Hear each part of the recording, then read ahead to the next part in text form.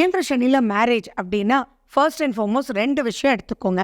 அவங்களுக்கு பயம் குரு பலனும் வருது, அதே சமயம் சனியும் பார்க்குறாரு. ஆனாலும் பயப்படவே வேண்டாம், கண்டிப்பாக ப்ரொசீட் பண்ணலாம். ஏன் இந்த வார்த்தை அப்படின்னா, குருனுடைய பார்வை சனி பகவான் மேலே படுது. அப்படி இருக்கும்போது பயம் தேவையில்லை. ஆனால் திருமணம் அப்படின்னு வரும்போது உங்களுடைய சொந்தங்களுக்குள்ளே வருதா, அவங்கள பற்றி டீட்டெயில் நல்லா விசாரிச்சுட்டு அதுக்கப்புறம் ப்ரொசீட் பண்ணுங்க. அதே மாதிரி இப்போ மேஷராசினுடைய காலகட்டத்தில் பார்த்தீங்கன்னா, திருமண வயதுலன்னு சொல்லும்போது இப்போ நடக்கிற திசாபுத்தி அந்தரத்தை பார்த்துக்கோங்க. மேலோட்டமாக நான் பார்த்தேன், ஏதோ ஒரு விஷயத்தை பார்த்து நான் ஓகேன்னு சொல்லிட்டேன் அப்படின்றது இல்லாமல் டீப்பான அனலைசேஷன்றது ரொம்ப ரொம்ப ரொம்ப முக்கியம். இப்போ மறுமணம் அப்படின் போதும் இப்போ நிறைய செக்டர்ஸ் அதான் ஓடிட்டுருக்கு. மறுமணம்னு வரும்போதும் நீங்கள் தாராளமாக மறுமணத்துக்கு உண்டான அமைப்புகள் நீங்கள் பார்க்கலாம். ஏன் அப்படின்னா, அந்த குருனுடைய பார்வை உங்களுடைய 11ஆம் வீட்டு மேலேயும் படுது. மறுமணம் அப்படின்னா it is call the 11th position.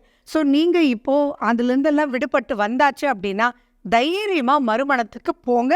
மறுமணத்துக்கு உண்டானது சீக்ரெட்ஸ் எதுவுமே மெயின்டைன் பண்ணாமல் நீங்கள் உள்ளதை உள்ளபடி சொல்லிவிட்டு அதுக்கப்புறம் ப்ரொசீட் பண்ணுங்கள். அப்படி நீங்கள் ப்ரொசீட் பண்ணிங்கன்னா ஜாதகம் பார்த்து ப்ரொசீட் பண்ணுங்கள். மறுமணம் ஆச்சே பார்க்க வேண்டாம் அப்படின்ற கான்செப்ட்குள்ளெல்லாம் நுழைய வேண்டாம்.